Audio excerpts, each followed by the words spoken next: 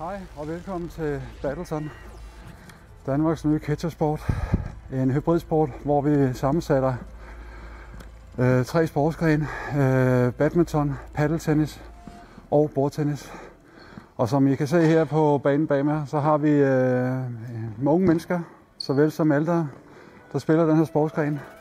Det er en kombination, som sagt, af 3 sportsgrene, en hybridsport, hvor vi kombinerer med en badmintonbane og point som badminton, og hvor at vi spiller på net, der er trukket ned i jordhøjde, gulvhøjde, 80 cm over på badmintonstolper eller specielle stolper, som vi har her, og badminton catcher. Bolden er specialudviklet af et tysk firma, produceret i Sverige, og det som I kan se nu, det er, at der bliver spillet en double herinde på banen bag ved mig, hvor at man spiller med en underhåndsserv.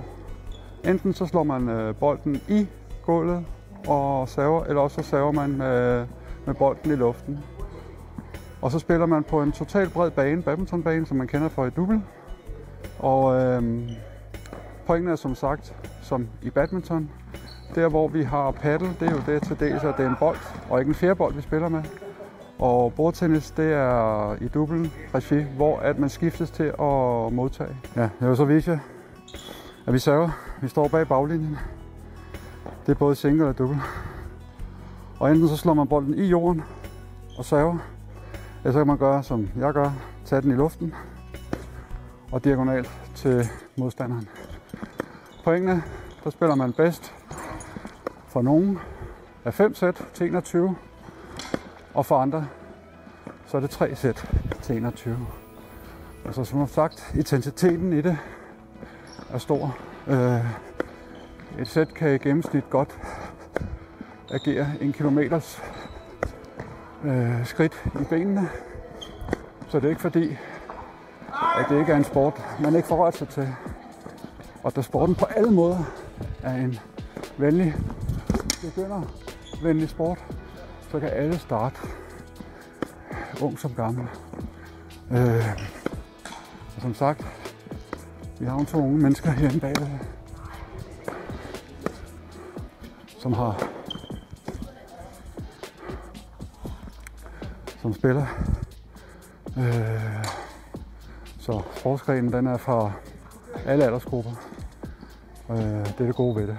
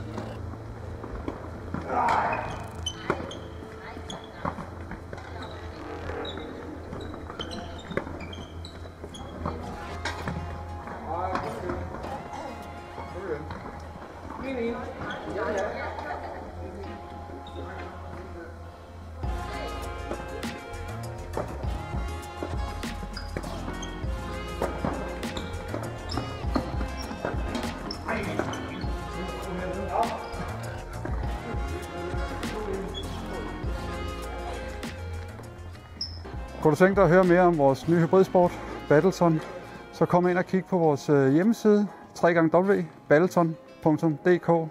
Der kan du både se og læse om regler og den måde, der bliver spillet på, og hvilke sportsgrene vi har kombineret den her fede hybridsport, som er tilgængelig for alle, ung som gammel.